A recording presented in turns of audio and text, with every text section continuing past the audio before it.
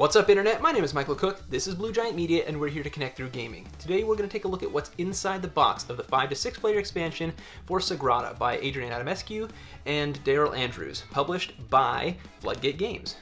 So let's go ahead and open up the box, take a look at how things are packaged, and overall what you're going to get for your money.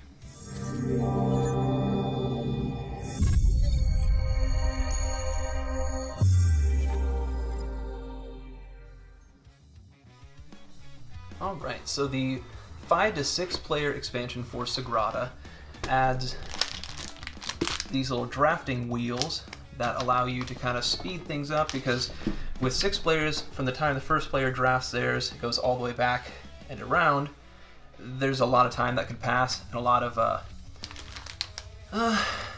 analysis paralysis could set in. So they added in these wheels here, which punch out spaces for the dice.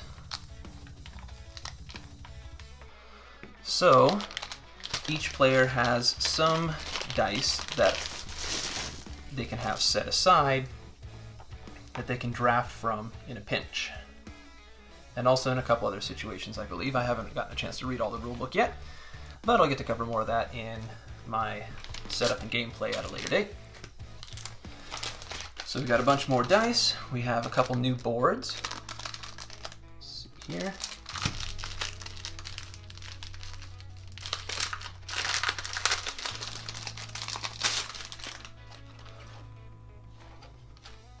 Oh, there.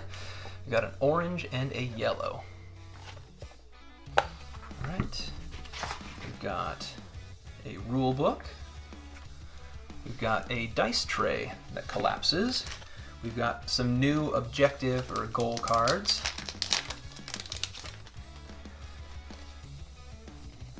To score the points for the blocks that are set in these specific positions. I believe these are private goals. Then we have a couple more tools to use. And some more windows to use. Okay. Let's go ahead, and of course a couple more of these tokens for the for using the tools. Let's go ahead and see how this punches out. We've got the score tokens, and there we go. That's kind of nice. These have these little tabs here, which they punch out separately. It looks like it's kind of nice, because a lot of times these they tend to catch a little bit when they're mounted onto the rest of the punch board. So it's kind of a nice thing that they've made them separate so that you can punch them out a little bit more precisely. Now see, this kind of thing can happen, and when it's still attached to the punch board, a lot of times that can create tears. So I think that kind of alleviates things a little bit. So it seems like it's some good foresight on the part of the publisher, on the part of Floodgate. All right, almost got this. Then we'll go ahead and see how easy it is to assemble this. By the looks of things, it should be pretty straight ahead. Assembly instructions. Carefully punch out all pieces. Done. So it says this is the base, huh? Right. Carefully insert tabs from base through long side holes. Tabs from base through long side holes, huh? Ah, there are additional holes.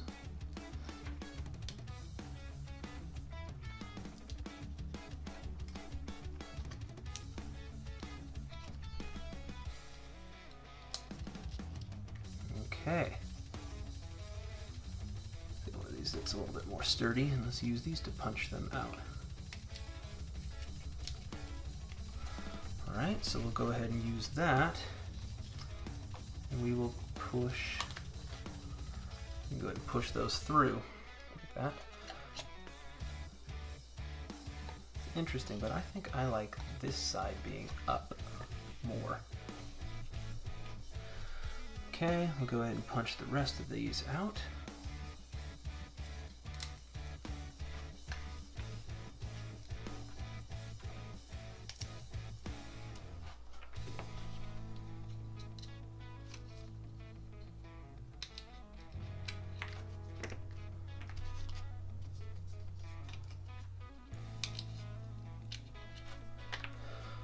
right. Do that. Now here comes the question. So the tabs from the base side through the long side holes. Repeat for the other long side. Slide the short side slots down, bending slightly to pass over the tabs from the base. So you're supposed to bring it in, bend it out a little bit, and slide it over the tabs. Let's see if I can do this without damaging this. Wow, this is gonna be tight. So that did end up folding some of the cardboard back on the tab here. You can see.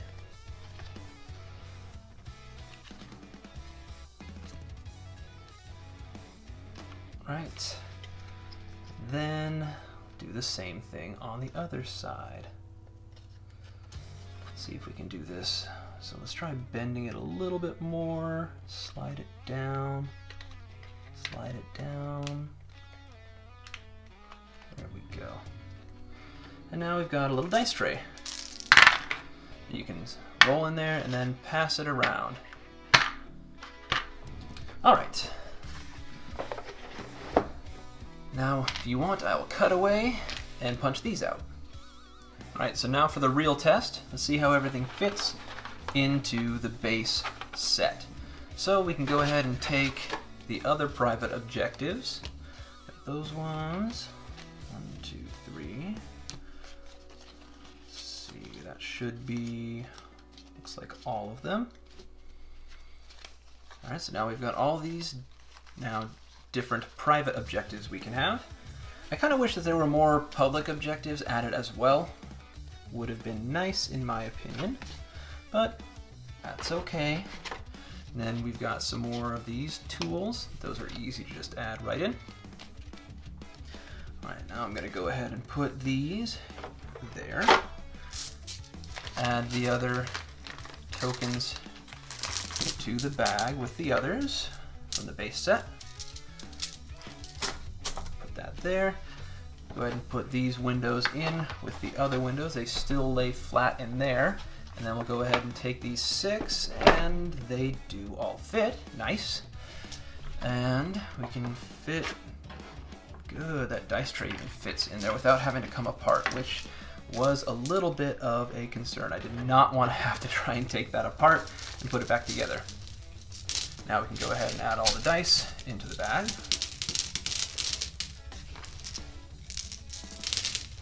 All right. See how well that now fits in there. It still fits on top. We can take these and, I guess that is one piece that I'm not quite sure how I want to fit them in. They don't quite fit flat in that way. They end up fitting at an angle here. Interesting. Let's see. I doubt it, but nope. And they could fit there, but the windows fit there like a glove, so. Well, let's see here. What do we want to do?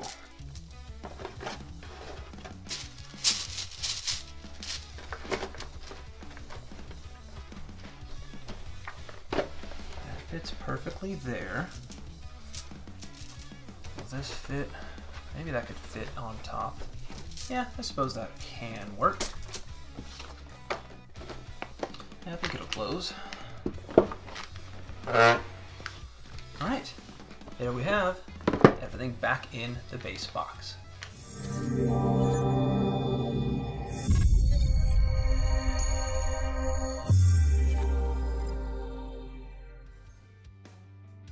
And that's what's inside the box of Sagrada, the 5 to 6 player expansion by Daryl and Adrian Adamescu, published by Floodgate Games. If you want to know more about Sagrada, please take a look in the description section below where you'll hear a little bit more from me about the setup, playthrough, and my overall thoughts on Sagrada. And you can also find a link to macronovagames.com where you can buy Sagrada, its expansion, and a whole bunch of other great games. Until next time, I want to thank you so much for watching. Please like, share, and subscribe if you like what you see, and you can let me know in the comments section if you have any feedback for me. And as always, have a wonderful day.